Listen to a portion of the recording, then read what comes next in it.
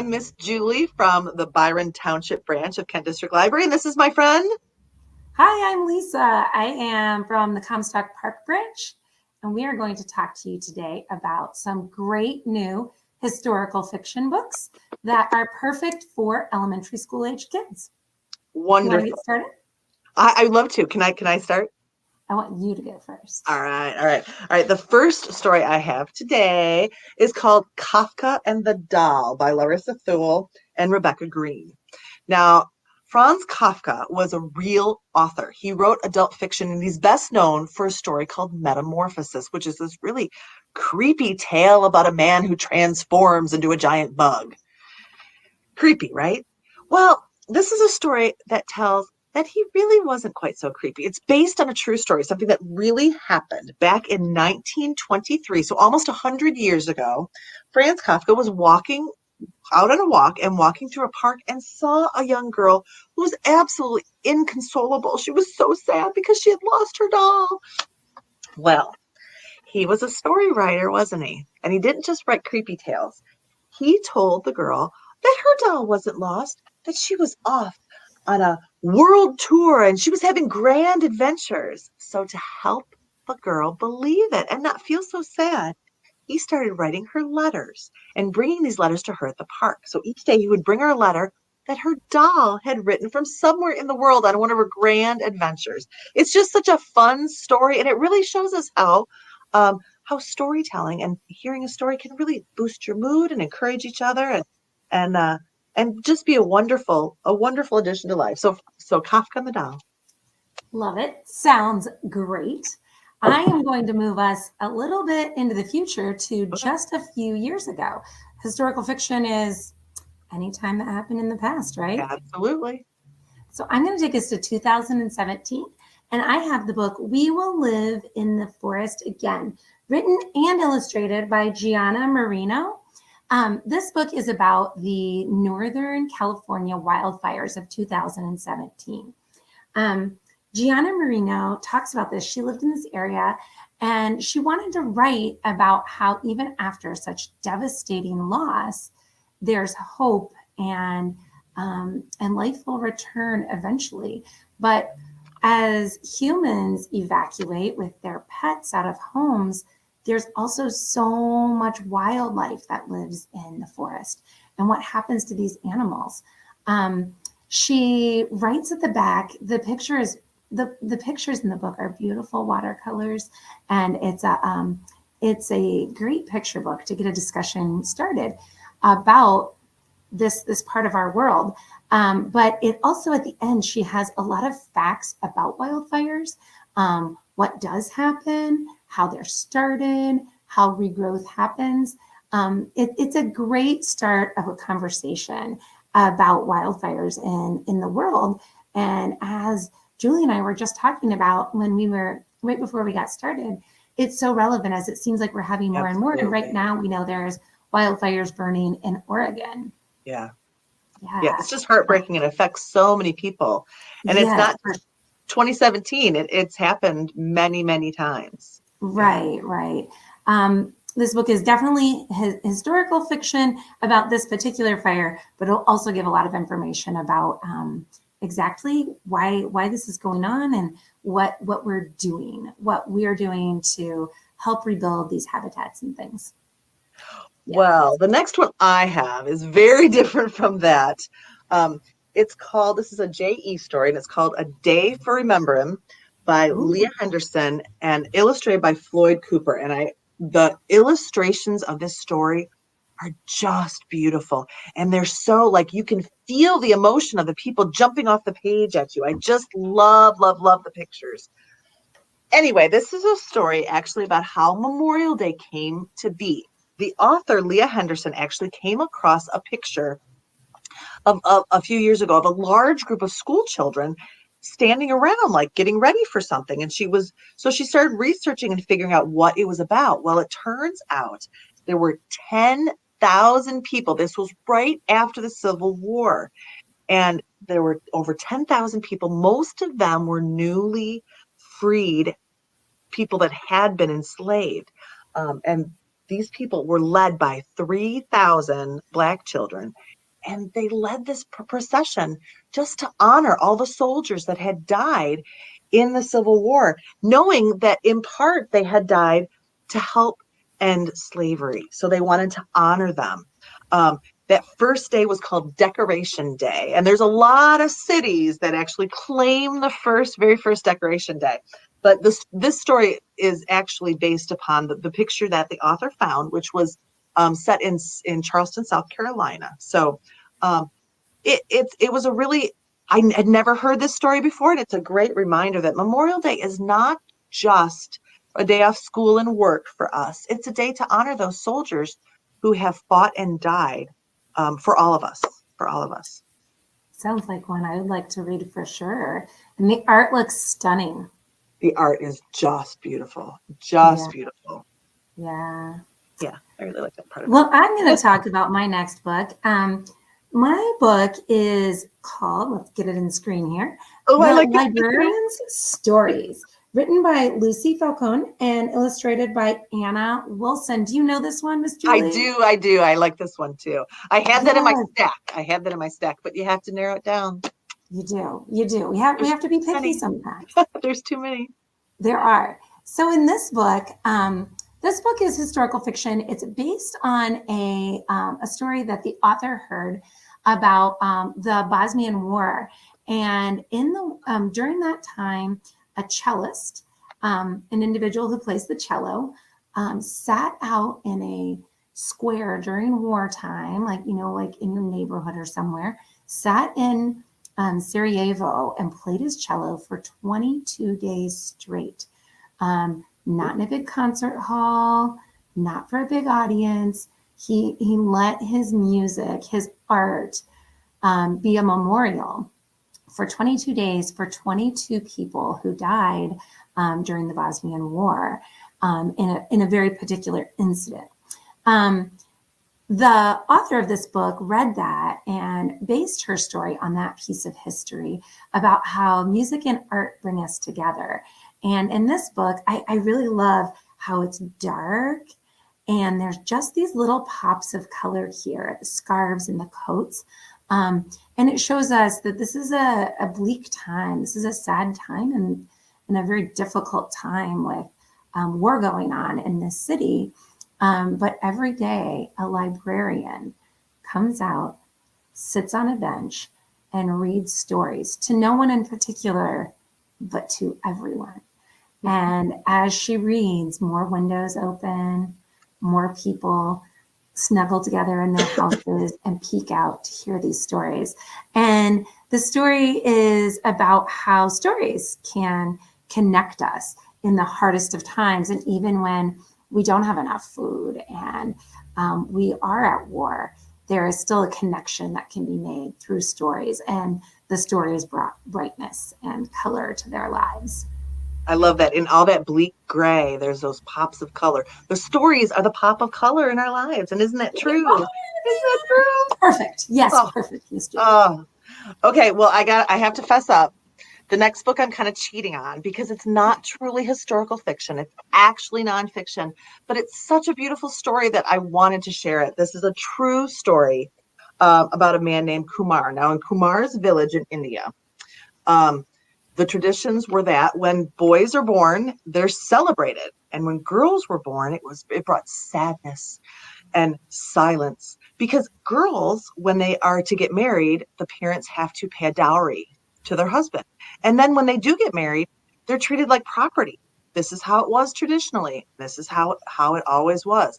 Now, Kumar, his mother worked so hard. He had 10 siblings and there was never enough food to go around. And when he grew up, he worked hard in the marble mines. Well, the marble mines were stripping his village. The trees were gone. The vegetation was gone. And as we know, if there is none of that, the land dries up and the water's gone too. So it got so bad that Kumar actually lost a daughter to dehydration. So when his daughter died, he drew 3 lines on the ground because the 3 things he couldn't stop thinking about were girls and water and trees. And so that number 111 kind of stuck with him. So he proposed to his village, who all kind of thought he was crazy at the time. He proposed that with every girl born, they plant 111 trees. So even though they thought he was a little kooky at first, they started doing it. 111 trees were planted with every daughter. And that meant every daughter was now honored. Instead of being treated with silence and sadness on the birth of a girl, they were honored. And Kumar still lives in his village today, and his village is filled with trees and with water and with girls who are treated with honor. 111 trees. It's such an uplifting tale, and it's a true story about how one person can make such an amazing difference.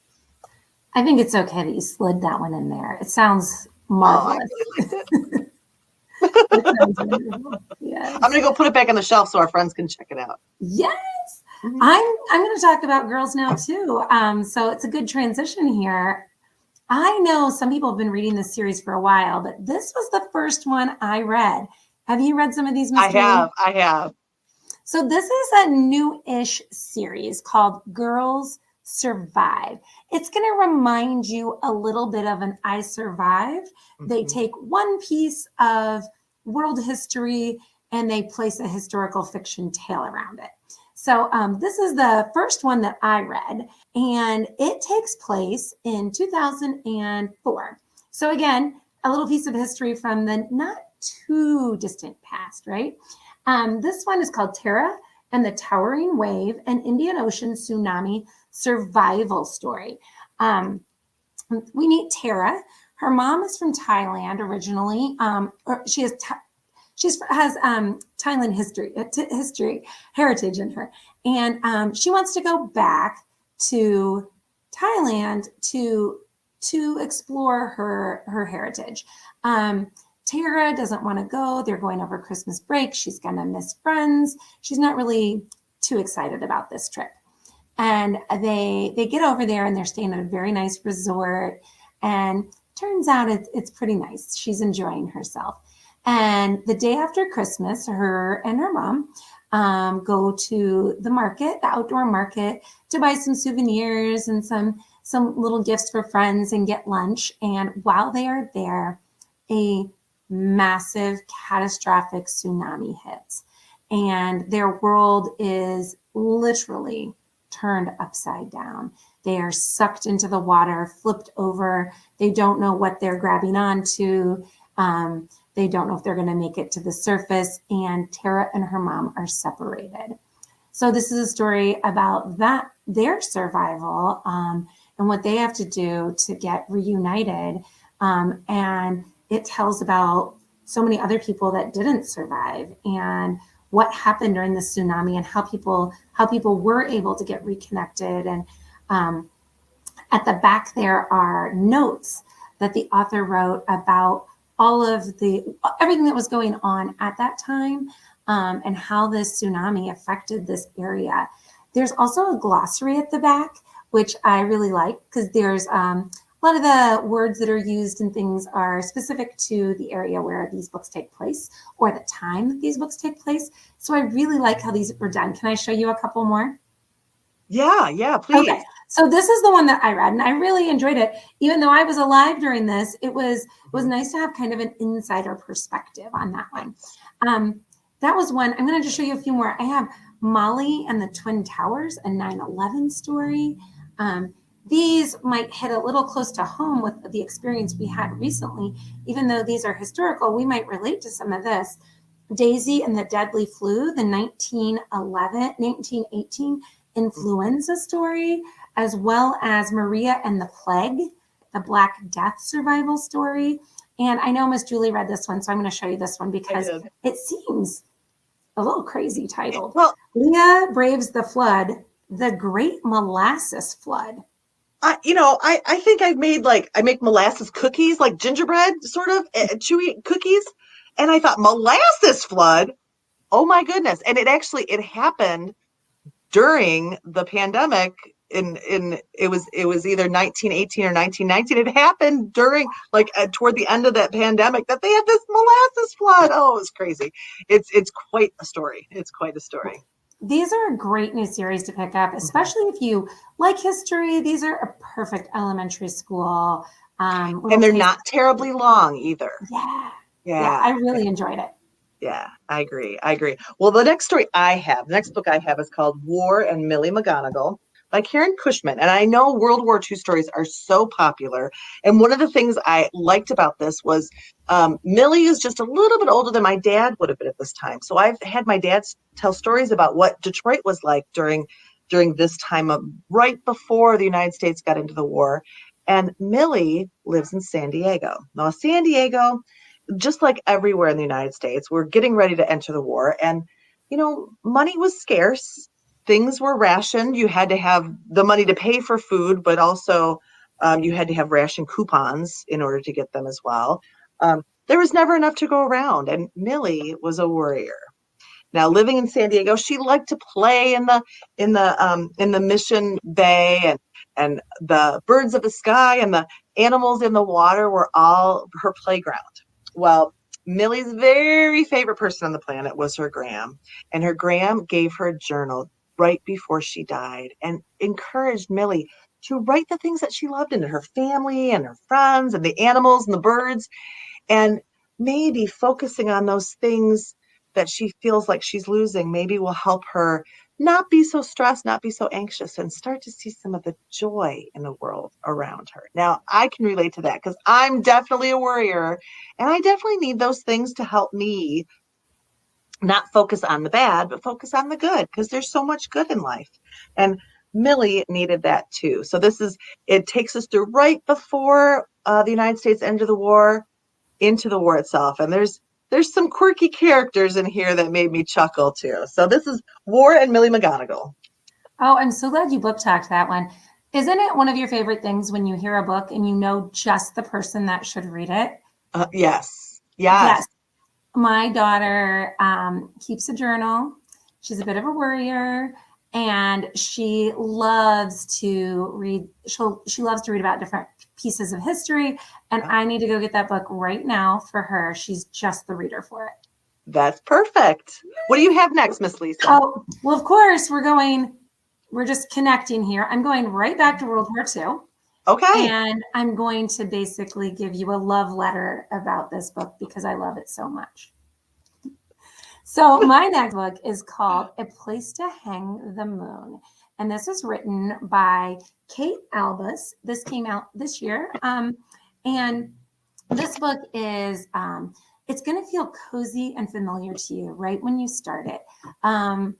It has a little bit of a vibe like The War That Saved Me, and in that it takes place in London during World War II. It's also going to feel a little bit like a series of unfortunate events. We start this book off meeting our three main characters here. We have William, he's 12, and Edmund, he's 11, and their sister Anna is 9. It's London, and the book opens up at their grandmother's funeral. And I was hooked right away when I was reading it. And I'm like, oh no, they're at a funeral. And it's written in a way that made me laugh right away. And I started reading it to one of my daughters because I was like, you have to hear this. This is so good. They didn't much care for their grandmother. So they're not terribly sad that they're at her funeral. She wasn't a very nice lady. However, their parents passed away some time ago, and she has been their guardian. And now they don't have a guardian. They don't have anyone that is looking after them. So the next day, after the funeral, a solicitor, a lawyer, comes to their house to talk to them about their predicament because their parents and their grandmother left no other instructions. They have quite a large inheritance of money, but they have no one to take care of them.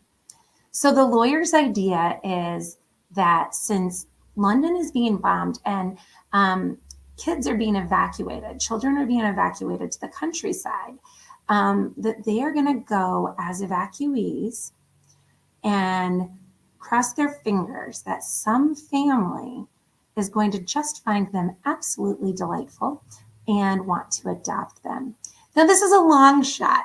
That wasn't the purpose of the evacuees. They were to go out there, stay safe, and come back to their families. So this plan isn't very good to even start with. So they take off and go on a train out to the countryside. They've lived a life of some privilege. So the book is it's pretty grim for them. It's wartime. They're being evacuated to the country. They're going to have their bellies hungry for the first time. They're living with people who don't necessarily really want them there. It is there's some rough times when you have to with these guys, but the bright spot in their all of their lives is the country library. And there's all the books on the cover, and Mrs. Mueller, the librarian, who is just the warm, cozy adult that they all three need. I won't tell you what happens, but it's good. In the end, this book is, what was I going to say? This book ends, that's what I was going to say. This book ends with a wonderful book list. And the book list is all the books that the three children read throughout it, the books that got them through this tale and got them through this time. I love this book. If you can't tell, Miss Julie. I'm going to go, as soon as we're done here, I'm going to go and see if it's on the shelf here. And if not, I'm going to have to definitely put that one on hold. Yes. I have to tell you one last thing about it, because I love that the title, so they don't have any grown-ups in their life that are looking out for them. Yeah. And the reason it's called this is they don't have hardly any memories of their parents. And William, the oldest, is the only one. And the other kids always say, tell us about mom and dad, tell us a good memory. And he says, Mom always said, my three kids, they could hang the moon. They're so great. And I think that's just a wonderful sentiment. I feel that way about my kids too. Yes. All right, Miss Julie, what else do you have? I could go on forever. Okay, here's my final one. Okay. And this is one that I wasn't too sure about when I first picked it up, but it was like such a page turner for me. I could not put it down. I think I read it over the course of 2 days. I mean, I just could not put it down. It's called Strong as Fire, Fierce as Flame by Supriya Kelkar. Now, this story is about our main character, Mira. It is set in 1857, so that's a long time ago, in the country of India. Now, at that time in India, the British were occupying. So that means British soldiers were everywhere. And they weren't occupying to help the people of India. They were actually there to kind of suppress them and sort of take their resources and control them. So people weren't too happy about that.